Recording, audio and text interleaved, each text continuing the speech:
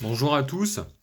Voilà, bon, deuxième petite vidéo de présentation du prochain match du GF38. Bah, tout d'abord, je voulais revenir sur la première vidéo. J'espère qu'elle vous a plu, que l'ensemble de la vidéo, de la façon de parler, tout ça, vous plaît et vous intéresse. Voilà, donc du coup là pour cette deuxième vidéo, je vais présenter le match de demain, match du GF38 qui se déplace à Michel Dornano de Caen. Donc du coup pour affronter le Stade Malherbe. Niveau adversaire, Caen c'est sixième hein, de Ligue 2. Ça a joué 13 matchs, donc là c'est 14e journée. En 13 matchs, Caen ça a marqué 12 buts. Donc un but par match même pas, ça en concède 11. Donc ça a plutôt une bonne défense. Du coup, ça a 21 points au classement, donc sixième. À domicile, donc dans leur stade, ils ont joué 6 matchs. 6 matchs pour 6 buts marqués. Donc un but par match, ils marquent en gros à chaque fois chez eux. Ça en concède très peu, ça concède seulement 2 buts chez eux. Donc ça, je pense, à la meilleure défense à domicile sur les 20 équipes du championnat. Et à domicile, du coup, en 6 matchs, ça a rapporté 14 points. Voilà. Donc 14 points, c'est 4 victoires, 2 nuls, hein. Ça a jamais perdu chez eux. Donc ça va être un gros match pour le GF38 pour y rapporter 3 points. Voilà, dernier match à domicile, ils ont fait un partout. C'était contre Châteauroux et c'était Yacine Bamou, buteur, sur penalty, je crois, et qui s'est blessé durant ce match. Non. Bamou s'est blessé au dernier match justement à l'extérieur et il sera forfait, hein. Bamou c'était leur meilleur buteur avec 5 réalisations. Donc ça c'est plutôt une bonne nouvelle pour nos bleus et blancs. Voilà, niveau Grenoble, Grenoble hein, on le sait, hein, c'est deuxième en 12 matchs, donc un match en moins. 25 points, 17 buts marqués en 12 matchs. Donc ça a des très bonnes stats, c'est offensivement très intéressant. L'une des meilleures attaques du championnat. Et seulement 8 buts concédés. 8 buts concédés, il me semble que c'est la meilleure défense en ce début de championnat. Sur les 4 derniers matchs, justement, ça a pas pris de but. Ça a pas pris de but, zéro but concédé. Et à l'extérieur, Grenoble, c'est 6 matchs, 5 buts marqués, 4 buts encaissés seulement. Du coup, 9 points, 3 victoires, 3 défaites. Voilà. 3 défaites à l'extérieur, 3 victoires. Et le dernier match à l'extérieur, bah, c'était à Châteauroux, hein, victoire 1-0, et c'était Diallo, Mamadou Diallo qui est rentré en cours de jeu et qui marque sur une nouvelle passe décisive de Yorick. Voilà, donc à l'extérieur, ça va être le deuxième match d'affilée. Deuxième match d'affilée et déplacement très compliqué du coup au stade Michel Dornano, hein. Ça va pas être évident du tout. GF38 justement, hein, dernière victoire là-bas, c'était en 2007. 2007, donc ça remonte à 13 ans en arrière.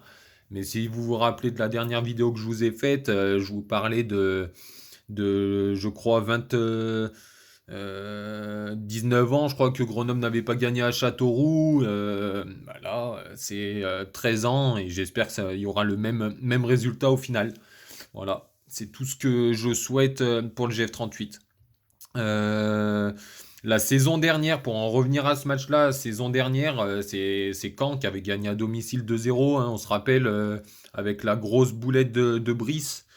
Mais là, Brice, cette saison, il est très concentré, très sérieux, très posé, hein. Philippe, là, sur la conférence de presse de tout à l'heure, il l'a rappelé, hein, Maubleu, il est extraordinaire, c'est l'un des meilleurs gardiens du championnat. Donc il n'y a aucune raison qui passe à travers, au contraire. Voilà, après, sur l'état de forme des deux équipes sur les 10 derniers matchs, Caen c'est 8ème avec 14 points. Grenoble sur les 10 derniers matchs, c'est la meilleure équipe du championnat. C'est 22 points sur 30. Donc pourquoi pas chercher une petite victoire, hein. Comme je vous l'ai dit, Bamou c'est pas encore confirmé, mais il s'est blessé musculairement. A priori, c'est blessure jusqu'à la trêve, donc il sera fortement pas là demain. Donc Bamou en moins de leur côté. C'était leur meilleur buteur, 5 buts. Par contre, il y aura leur petit attaquant américain, Gioacchini, c'est 3 buts. Deminguet, c'est 2 buts. Et Johan Cour, hein, Johan Cour, on le connaît tous, c'est un but, 2 passes décisives. Voilà. Du coup, pour remplacer Yacine Bamou, ça sera peut-être Benjamin Janot. Benjamin Janot, je sais pas si vous vous rappelez de lui, il jouait à Lorient. Voilà. Donc après Bamou en attaque, en pur attaquant, ouais, y a personne, hein, à part Benjamin Janot qui pourrait être titulaire en numéro 9. Parce que Gioacchini, c'est un pur ailier, un peu comme Semedo et Diallo. Donc à voir. Voilà. Après, nous, le groupe est au complet, à part Flomich, hein, toujours le même groupe. Bennett 3 buts, Diallo 3 buts, Anani et Nestor, Semedo et JT c'est 2 buts. Et Ravé un but avec 4 passes décisives. Et justement, hein, hier, je crois que c'est Metrosport qui le soulignait. Deuxième meilleur passeur du championnat avec 4 passes décisives. Voilà, donc le turnover fonctionne toujours autant, hein, sur le dernier match, de milieu de semaine à Châteauroux, c'est le banc, hein, qui nous rapporte les 3 points, hein, avec Diallo buteur, mais surtout justement les 3 points, c'est aussi Brice Maubleu, hein. Sans cette parade monstrueuse, on perdait 2 points. Donc merci Brice. Voilà, après dites-moi en commentaire, n'hésitez pas pour ceux qui regardent la vidéo, votre 11 de départ de demain. Moi je vais vous le donner, mon 11 de départ que je verrai bien demain avec pas moins de 7 retours. 7 retours dans le 11 par rapport au dernier 11. Moi je vois Maubleu, hein, toujours dans les buts. Après, en défense à gauche, je vois le retour de Montbry. À droite, je vois le retour de Jordi Gaspard. Dans l'axe, je vois le retour d'Adrien Monfray. Après, Nestor toujours présent. Voilà, donc Montbry, Monfray, Nestor, Gaspard. Au milieu, les 3 du milieu, je vois le retour de Manu Pérez et de Tapoko titulaire avec Charles Piquel. Voilà. Après, dites-moi, hein, ce que vous, si vous n'êtes pas d'accord avec moi, si vous voyez plutôt d'autres joueurs comme le petit Abdallah qui monte en puissance, hein. Philippe, il l'a aussi souligné tout à l'heure. Et puis offensivement, Ravé toujours là pour moi. Et en titulaire, par contre, là, titulaire d'entrée, je vois plutôt JT. JT qui a fait beaucoup plus de mal qu'Anani dès qu'il est rentré. Et à l'aile droite, je vois le petit Diallo qui préfère quand même l'aile droite que l'aile gauche pour rentrer sur son bon pied, justement sur son pied gauche.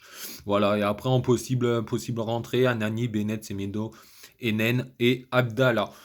Voilà, bah écoutez, n'hésitez pas à laisser des commentaires, à lever le petit pouce si vous aimez ce genre de vidéo. Et puis posez-moi votre 11 de départ, ce serait cool. Et puis merci pour ceux qui m'ont félicité pour la première vidéo, c'est super cool. Et puis ça me donne encore plus de motivation pour les prochaines. Voilà, donc gros match demain en perspective. Je vais vous souligner aussi le fait que avant notre match de 19h demain, il y aura déjà eu le match du Paris FC, hein, qui affronte